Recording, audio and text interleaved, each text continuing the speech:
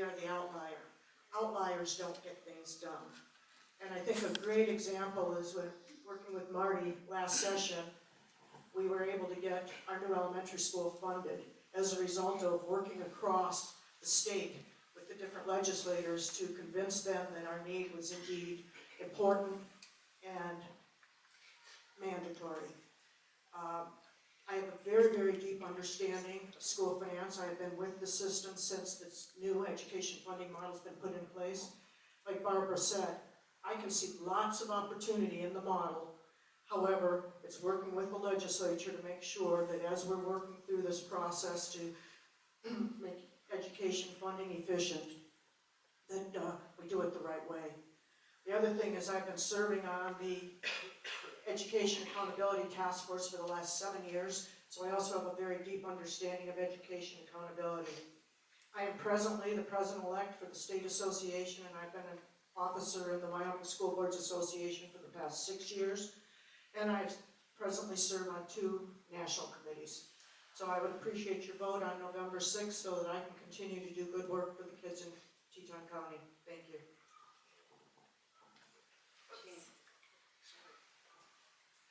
Hi, I'm Slade Ross. I'm an independent candidate for Teton County Sheriff. I apologize for my address this morning. My responsibilities on my day job are to keep the hospital clear of ice and snow, and I thought we were going to be plowing snow this morning since the weather models could not agree on what was going to happen. I have 19 years at the Teton County Sheriff's Office, so I'm the most experienced candidate. The last 7 years I spent at the second in command level, which was captain lieutenant level. I also have trained a lot of the deputies that are currently there. So I have a lot of experience. I'm very well respected. I've already developed all the required,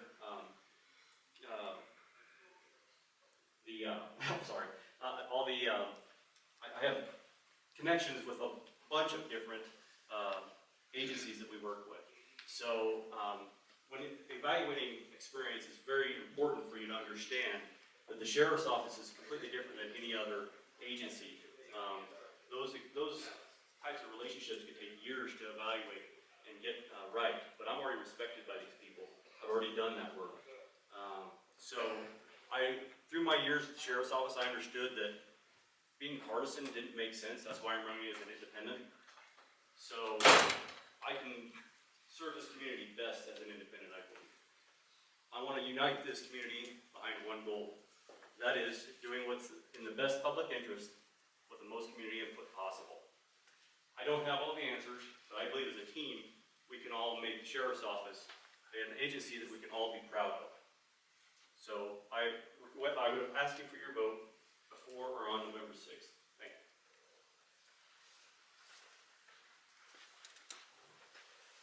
Okay, do we have any other refugees from the head table?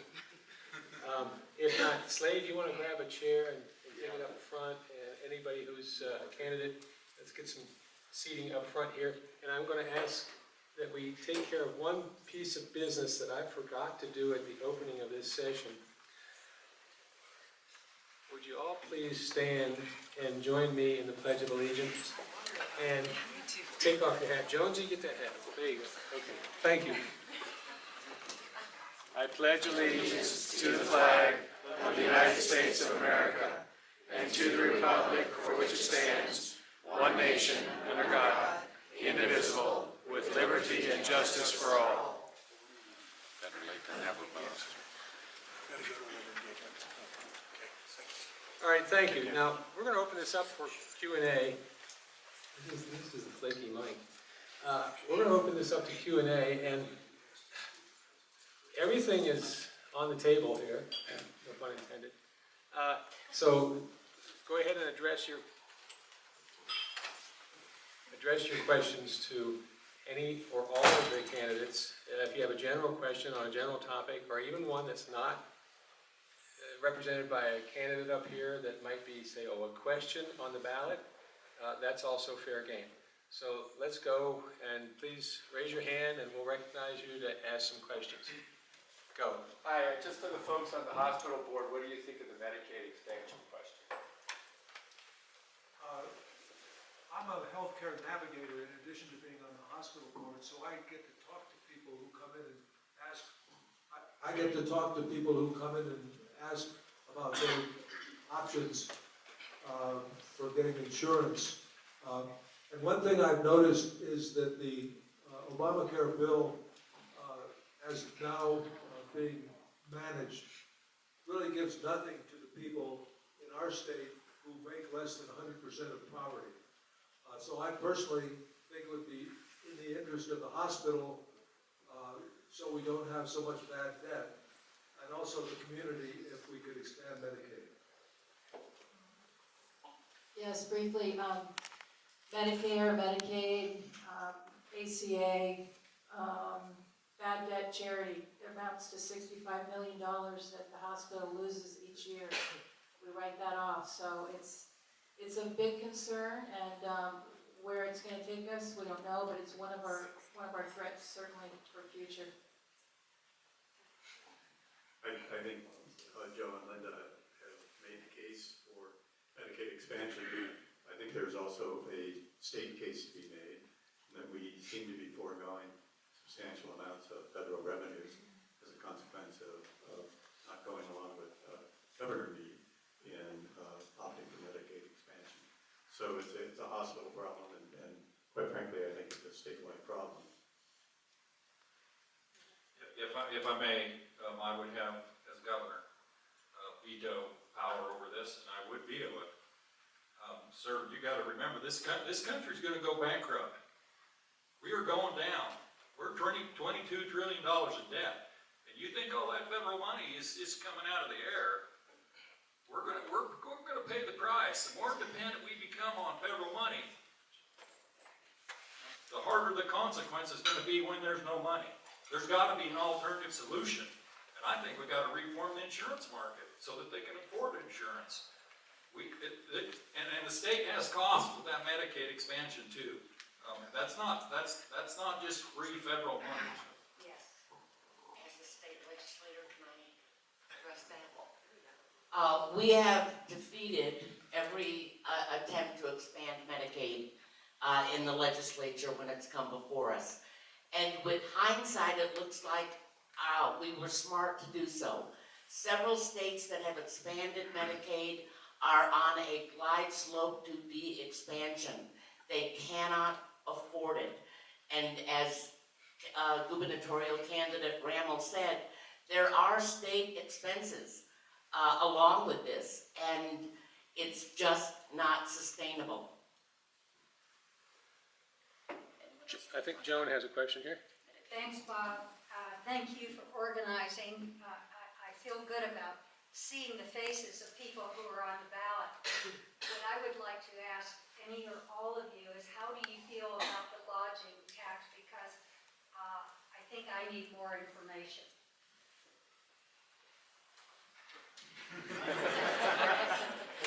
Let's go from the dark house. Can we get the other mic?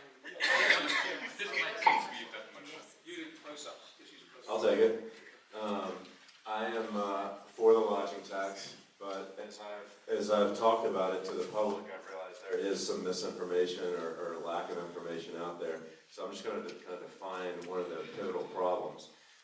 The lodging tax, there's 23 counties in Wyoming. 20 of those counties must use 100% of that lodging tax for promotion. 2 counties, I think Park and Lincoln, are allowed to dedicate 10% of that to mitigate the effects of the tourists that the tax creates. We had the exception of 40%. We're allowed to use 40% of the tax locally. Some of that goes to the general fund, some goes to fire EMS. It gets used differently in our community, but there's a reality that we have an advantage over every other county in Wyoming. Now, would I like to see those ratios flipped, or even more money go to the local government? Absolutely. But the reality is, this policy set in Cheyenne, and I lost my mind. And I appreciate the fact that we at least get to use 40% of it for mitigating the effects of the tourism. On top of that, the 60% does go only to off-season.